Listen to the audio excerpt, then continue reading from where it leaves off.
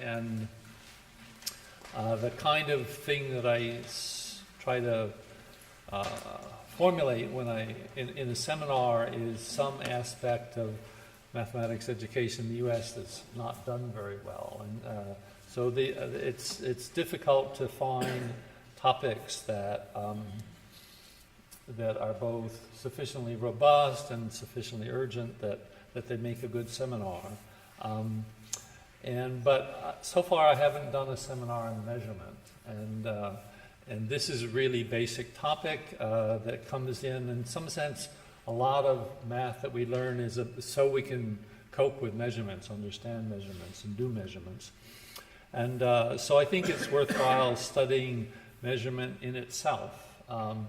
And the first point that I will concentrate on the seminar, I won't say that much about it today, but actually, in some sense, measurement is what gives rise to number.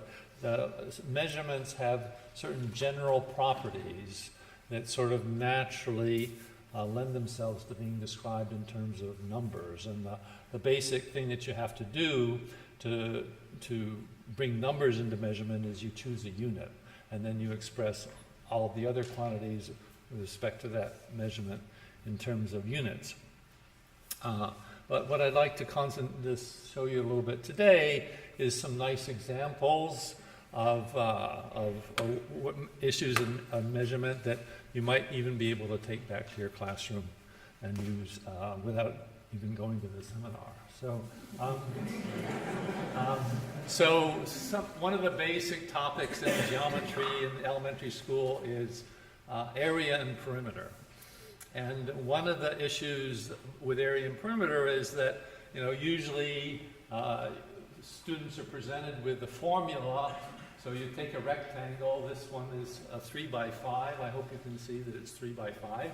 And so they're given formulas for the area. So for the area, you're supposed to take the two sides and multiply them together. So this is 3 times 5, 15. And for the perimeter, you take the two sides, and you since there's two of each, you double each, and then you add them together. So it's 3 plus 5 times 2, or 16 for this guy. And usually that's about right. The problem with these things is there's not enough. You don't study enough examples. So I want to show you some more examples. So, what's the area of this guy? Right, you had 15, so I took one square out, so now it's obviously 14, right? But what's the perimeter? It's the same, right? I had these two edges, I got rid of them, but that exposed these two edges, so the perimeter has not changed. I've reduced the area, but the perimeter stayed the same.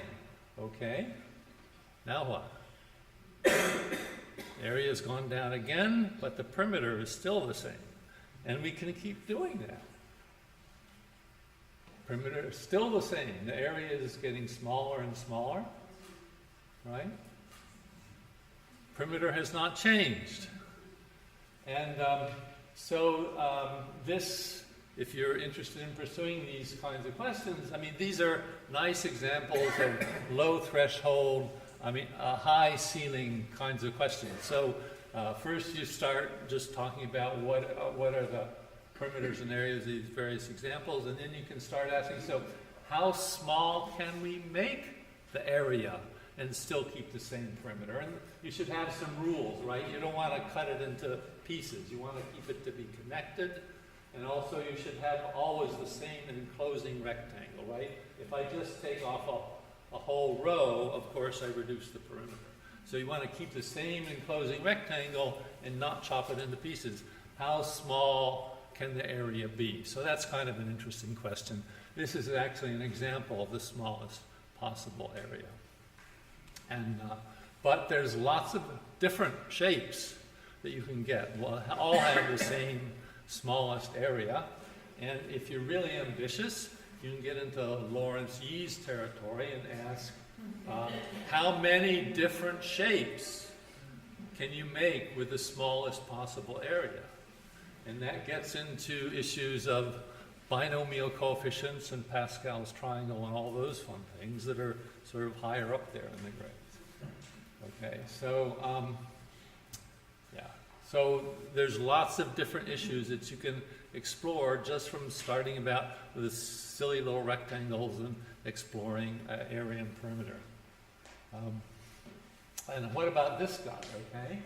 So here again, I took one square out, so the area has gone down by 1, it's 14 now. What has happened to the perimeter?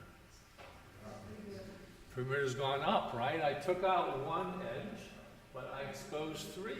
So the perimeter of this guy is 18. And I can keep doing that. Okay, so you can do this kind of thing, and you can have students explore what different kinds of shapes they can make, and then you should keep the same rules. You want to keep them connected. You want to keep the same enclosing rectangle. And the obvious question is, what's the largest possible perimeter? So there's some pretty serious questions that you can ask, starting from some pretty innocent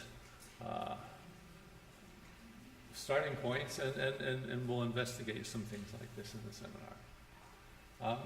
And another important aspect of, and I apologize for this, I mean, PowerPoint is actually not very diagram friendly. So you're supposed to imagine that these are actually cubes, okay? There's supposed to be another face here, but PowerPoint wouldn't let me draw them. So anyway, so here's a cube with edge size 1. And here is a cube of, well, this is volume 1, therefore. And this is a cube of volume 2. And this is a cube of volume 8. And this is a cube of volume 10. Okay, and notice you can hardly tell the difference between the 1 and the 2. The 2 hardly looks much bigger at all. I mean, if I double the edge, then I multiply the volume by 8. Right, and just a little 10 bigger gives me 10. So this is so volume scales according to the cube of the edge size. These kinds of things are very hard for us to visualize, and I mean, a typical person would be really surprised to learn that this guy here contains twice as much as this guy here. And this also leads to interesting questions connected with fractals. So Benoit Mandelbrot was a professor here in the math department in the late 2000s, and he was somebody who sort of got really interested in this issue of how things scale. And he formulated the general idea of fractals. And I want to give you an example of one today. This is one that was constructed long before Mandelbrot was even born. It was an example of it. Mandelbrot sort of coalesced these examples into a general concept. This is called the clock snowflake. And it starts off life as a triangle, okay? And then in the second stage, what you do is you take the 3 edges of the triangle and you chop each edge into 3 pieces, and in the middle piece you erect another triangle. Okay, so I put a triangle on this edge, and on this edge here. So that makes this 6-sided star. And then you just keep doing that. Okay, so now I have 12 edges. And on each edge, I chop it up into 3 pieces, and then on the middle piece, I erect another triangle. Okay, so I get I'll get a bigger shape, and I just keep doing that and keep doing that and keep doing that forever and ever, and the result at the end is what's called the clock snowflake. Okay, so so the question is, what happens to the area in the perimeter of this guy as I continue going through the stages? And so at each stage, each edge segment is replaced by 4 segments, each of length 1/3 of the generating segment. So that means you took 3 segments, and you replace them by 4 segments, that means you've multiplied the perimeter, the length of all those segments, by 4/3. So at each stage, the perimeter gets multiplied by 4/3. Okay, so, or you can think of it this way. There's 3 segments at stage 1, and then at stage 2, there's 3 times 4, stage 12. And then at stage 3, there would be 4 times more. And at the general stage n plus 1, there would be 3 times 4 to the n segments. And they would have length 1 over 3 to the n of the original one. So the perimeter would be this amount here, 3 times 4/3 to the n. So 4/3 is bigger than 1, so that as n gets larger and larger, this guy gets arbitrarily large. So the perimeters are going to infinity. The edge is becoming infinitely long. Okay? But what about the area? Each stage, this is a misprint here. This should be a times, and this should be an exponent. So this is, I was a little bit late in getting this in, and so I'm sorry about that misprint. But so the area is also increasing, but the triangles that you are adding at each stage are only 1/3 the size of the previous one, and because of this scaling difference between area and length, the triangles are only 4/9 the size in area of the previous triangles, and so this has the effect that the total area that you will get when you add all these triangles will actually stay finite.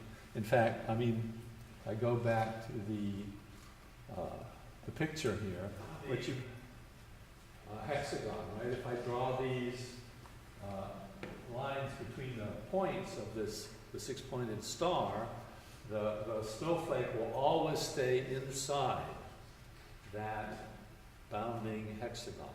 So it's a bounded figure, and the area always stays below the area of that hexagon. So the perimeter is becoming infinite, but the area is finite. So we end up with this at the end, when n goes to infinity, the perimeter gets arbitrarily large, but the area stays below a fixed bound. And the